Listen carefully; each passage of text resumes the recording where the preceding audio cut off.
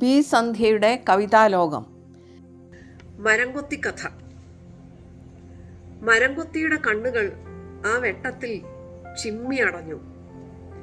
പച്ച മരം വെട്ടാനെടുക്കുന്ന വാൾത്തലയുടെ തിളക്കം. ആ വെട്ടത്തിൽ മരംകൊത്തിയുടെ കണ്ണുകൾ ചിമ്മി അടഞ്ഞു. പച്ച മരം കൊത്തേണ്ടെന്ന് കരുതി താൻ തിരഞ്ഞെടുത്ത ഉണക്ക മരച്ചില്ലയിൽ മരംകൊത്തി ഇരുന്ന് വിറച്ചു. കൊത്താതെ പാടാതെ തന്റെ മുട്ട, തന്റെ പോത്, അതിൽ തന്റെ മുട്ട.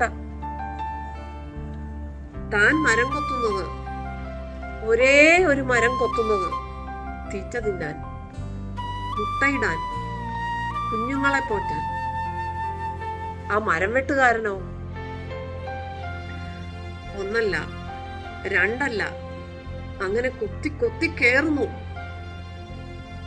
ഇതെന്തിനാ? അവനെന്റെ ഉണക്കമരം കാണല്ലേ. മരംകൊത്തി മൗനം മൂണ്ടു. മരംകൊത്തിയുടെ ഉള്ളിൽ നിന്ന് മരം വെട്ടുകാരനോടൊരു ചോദ്യം. മരംകൊത്തിയുടെ മൗനമാർന്ന ചോദ്യം. കൊത്താൻ എന്തുണ്ടോ കാര്യം ചങ്ങാതി? കഞ്ഞി കുടിക്കാനോ കുട്ടിയോളെ പോറ്റാനോ? കൊത്താൻ എന്തുണ്ടോ കാര്യം ചങ്ങാതി? കഞ്ഞി കുടിക്കാനോ കുട്ടിയോളെ പോറ്റാനോ? മരം വെട്ടുകാരൻ ഒരു മറുപടി പറഞ്ഞു.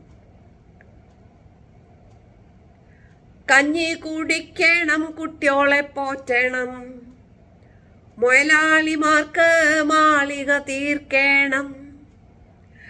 കഞ്ഞി കുടിക്കണം, കുട്ടിയോളെ പോറ്റണം, മുതലാളിമാർക്ക് മാളിക തീർക്കണം.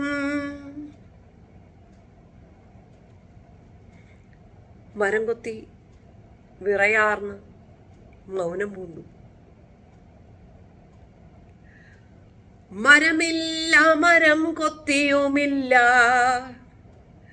മഴയില്ല, മഴക്കാടുമില്ല. മരമില്ല, മരം കൊത്തിയുമില്ല,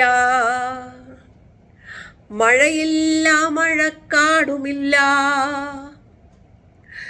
മുതലാളി മാളികയിൽ കരിക്കട്ടയായിടും, മുതലാളി മാളികയിൽ കരിക്കട്ടയായിടും. മരം വെട്ടുകാരൻ പാടി ചിരിച്ചു. മഴയില്ല, മഴക്കാടുമില്ല, മരമില്ല, മരം കൊത്തിയുമില്ല.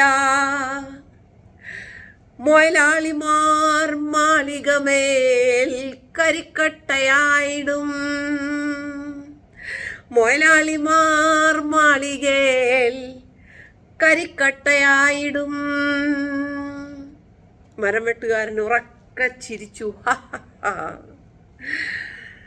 അത് കാടാകെയല്ല, നാടാകെ പ്രതിധ്വനിച്ചു.